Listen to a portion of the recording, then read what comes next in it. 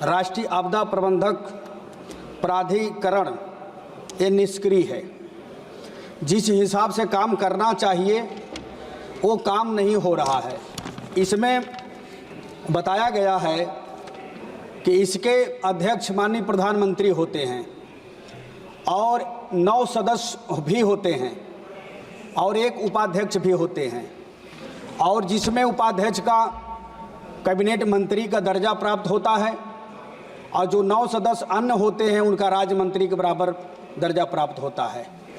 अब इनको काम करना चाहिए। मुझे लगता है कि माननीय सदस्य को न पद दे करके मंत्री जी लोगों को पद दिया गया है, तो वो खाली कहाँ हैं? वो तो अपने काम में बिजी रहते हैं।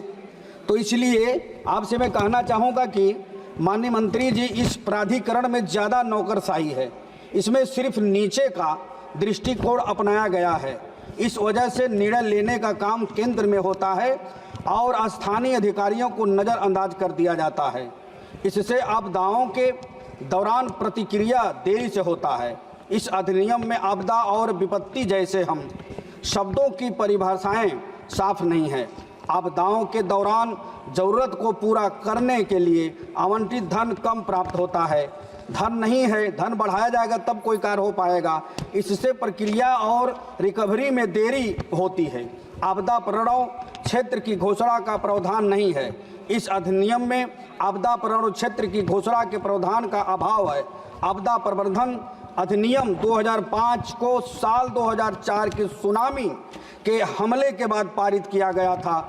इसका मकसद आपदाओं के प्रभावी प्रबंधन को सूचित करना था, किंतु आपदा प्रबंधन एक खोखी कल्पना साबित हो रही है। 10 साल केंद्र की सरकार हो चुकी है लेकिन अभी तक यह कार्य नहीं हो पा रहा है। इसलिए हम कुछ मांगे आपके सामने आपके माध्यम से रखना चाहता हूं कि आपदा संबंधित निम्न मांगों की आपका ध्यान इस सदन के माध्यम से आकर्षित कर रहा हूं। सरकार द्वारा घोषित 50,000 का बीमा को और बढ़ाते हुए बीमा की राशि 20 लाख रुपये की जाए। सभी आपदा मित्र एवं आपदा सखी को राज्य आपदा प्रबंधन प्राधिकरण का कर्मचारी घोषित किया जाए।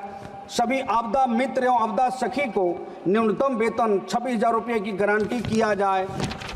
सभी आपदा मित्र एवं आपदा सखी को स्वास्थ्य बीमा, EF, IPF सहित अन्य सुविधा देकर सामाजिक सुरक्षा की गारंटी किया जाए। किसी प्रकार के आपदा की जानकारी एवं सूचना के लिए स्मार्टफोन दिया जाए। सभी आपदा मित्र एवं आपदा सखी का सेवा पंजिका निर्मित किया जाए। अन्य राज्यों की भांति 12 दिवसीय प्रशिक्षण का 400 रुपये 3 से 4,800 रुपये का तत्काल भुगतान किया जाए। अन्य राज्यों की भांति अब तक जितनी दिवसीय ड्यूटी कराई गई है 800 प्रतिदिन के दर से तत्काल भुगतान किया जाए। अभी तक जितने आपदा मित्र एवं आपदा सखी अपनी जान गंवाई है उनके आश्रितों को 20 लाख रुपये का मुआवजा प्रदान किया जाए। अभी तक जान गंवाने वाले आपदा मित्र एवं आपदा सखी को शहीद का दर्जा देकर सम्मानित किया जाए। सरकार द्वारा प्रशिक्षित आपदा मित्र एवं आपदा सखी को प्रशिक्षण के उपरांत 15,000 माह बेरोजगारी भत्ता दिया जाए। आपदा जागरूकता, आपदा कार्य अन्य माध्यमों से सरकार संचालित कर रही है, उसे आपदा मित्र एवं आपदा सखी के माध्यम से संचालित किया जाए।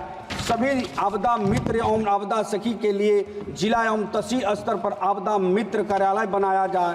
किसी प्रकार के आपदा में फंसे व्यक्ति को सुरक्षित निकालने के लिए तहसील स्तर पर आवश्यक सामग्री उपलब्ध कराई जाए एवं समय समय पर प्रशिक्षित किया जाए। अभी तक 5 लाख के बीमा स्लिप को जो आपदा मित्र व आपदा सखी पाने से वंचित रह गई है, कृपया उन आपदा मित्र व आपदा सखी को 5 लाख की बीमा स्लिप तत्काल दिया जाए। और हमने लिखा था, अब आपके माध्यम से मैं कहना चाहूँगा कि आपदा प्रबंधन संशोधन विधेयक सुधारना पड़ेगा।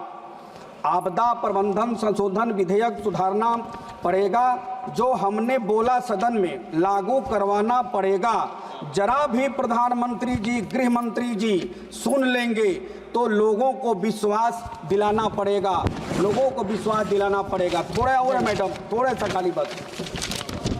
हिसाब से यह अधिनियम कई राष्ट्रीय स्तर के संगठनों की स्थापना करता है।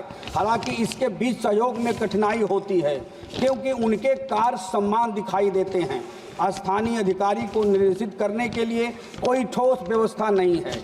इस तथ्य के बावजूद कि वह किसी भी आपदा के मद्देनजर पहले उत्तरदाताओं के रूप में महत्वपूर्ण भूमिका निभाने, इस तथ्य के बावजूद कि अधिनियम जिला स्तर भी आपदा प्राधिकरण का गठन है, किंतु आपसी तालमेल न होने के कारण आपदा प्रबंधन में कठिनाई उत्पन्न होती है। एनडीएमए के पास स्वतंत्र प्रशासनिक और वित्तीय शक्तियां प्राप्त नहीं है, इसलिए सभी फैसला गृह मंत्रालय के जरिए ली जाते हैं, जिससे देरी और अकुशलता होती है। अधिनियम में कुछ लंबे समय तक चलती है। ऐसे सूखा भी होता है, जैसे किसान का रोपाई करने के बाद भी धान सूख जाता है, धान नहीं हो पाता है। इसलिए आपसे अधिनियम में शक्ति विभाजन की वजह से सरकार की प्रक्रिया में देरी होती है। ऐसा इसलिए होता है क्योंकि सरकार को जमीनी स्तर पर हो रहे घटनाक्रमों की जानकारी नहीं मिल पाती है।